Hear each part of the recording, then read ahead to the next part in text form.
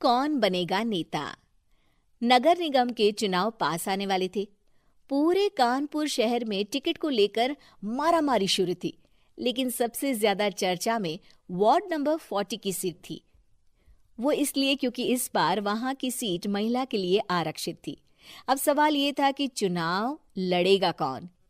इससे पहले ठाकुर साहब वहां से पार्षद थे और इस बार उन्होंने अपनी पत्नी सीमा ठाकुर को टिकट दिलवाई और ठाकुर साहब की शान के कारण सीमा जी ने 20,000 वोटों से चुनाव जीत लिया। अरे बधाई हो सीमा भाभी, अब तो आप वार्ड की पार्षद बन गई हैं। अब तो हमारे काम आप ही करवाएंगी। अरे ये तो सिर्फ नाम की पार्षद बनी है, वो तो महिला सीट आ गई, वरना पार्षद तो मुझे ही बनना था। अब भले ही चेहरा इसका होगा, लेकिन पावर तो मेरी ही होगी। अरे वाह भाई साहब, क्या दिमाग लगाया है आपने भी। आइए आप लोग, खाना लगा दिया है सबके लिए। सीमा जी पार्षद बन चुकी थीं, फिर भी उनकी एक ना चलती। सारे काम ठाकुर साहब खुद ही संभाल लेते और जहां जरूरत पड़ती वहां सीमा जी का अंगूठा लगवा लेते। सीमा जी ज्यादा पढ़ी लिखी भी नहीं थी। एक दिन ठाकुर साहब और सीमा एक प्रोग्राम में जाते हैं। अरे ठाकुर साहब, आप आ गए। ओहो, पार्षद मैडम भी आ गई हैं। स्वागत है आप दोनों का। लगता है हमारे पार्षद फंड का सही इस्तेमाल हो रहा है। चलिए अब उद्घाटन करते हैं। ये लीजिए ठाकुर साहब कैची, आप ही सबसे पहले प्रवेश कीजिए। सब लोग आगे निकल जाते हैं और सीमा जी पार्षद होने के बावजूद भी पीछे खड़ी रह जाती हैं। वो देखती हैं कि वेलकम बोर्ड पर उनका नाम है, लेकिन महिला होने के कारण कोई उनका सम्मान नहीं कर रहा। अगले दिन एक आदमी उनके घर आता है। अरे ठाकुर साहब नमस्कार। कल ना हम नोटिस किए कि हमारा घर तो अवैध है और नगर निगम वाले उसे तोड़ने आ रहे हैं। अरे कुछ कीजिए ना ठाकुर साहब।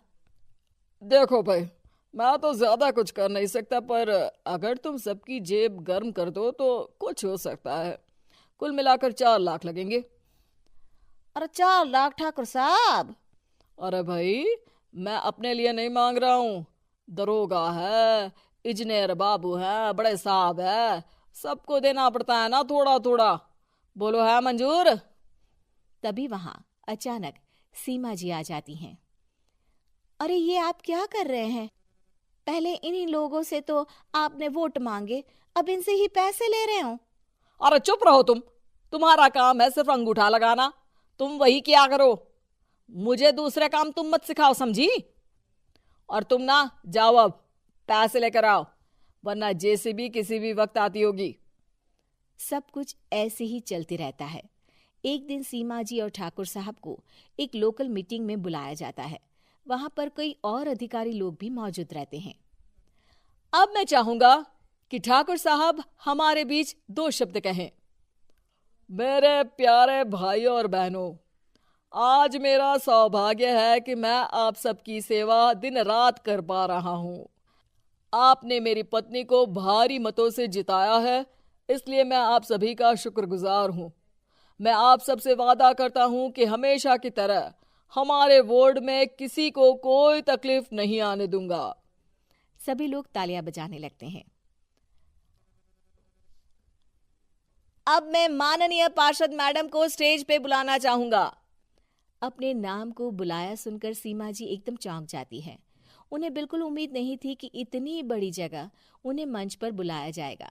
जैसे तैसे वो मंच पर चढ़ती हैं। ऊपर जाते ही सीमा जी को सारी पुरानी बातें याद आ जाती हैं कि किस तरह उनके पति उन्हें कभी भी आगे बढ़ने नहीं देते और उनके नाम से गलत काम करते हैं। वो बोलने लगती हैं। मैं आपके वार्ड की पार्षद सीमा हूं। आप में से बहुत कम लोग ही मुझे जानते होंगे, क्योंकि इससे पहले मुझे कभी ऐसा मौका ही नहीं मिला। सारे मौके मेरे पार्षद पति यानी आपके ठाकुर साहब ही लेते रहे, लेकिन आज ये मौका मुझे मिला है तो मैं इसे ऐसे ही नहीं जाने दूंगी।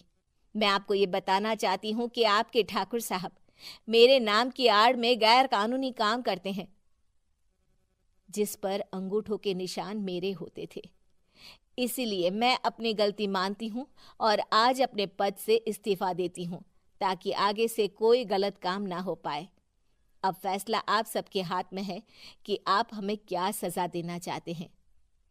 सीमा जी की बातें सुनकर ठाकुर साहब के चेहरे का रंग उड़ जाता है और वो शर्म से मुंह नीचा करके वहां से चले जाते हैं और पद से इस्तीफा देकर ही सही सीमा जी अपने आप में आत्मविश्वास महसूस करती हैं।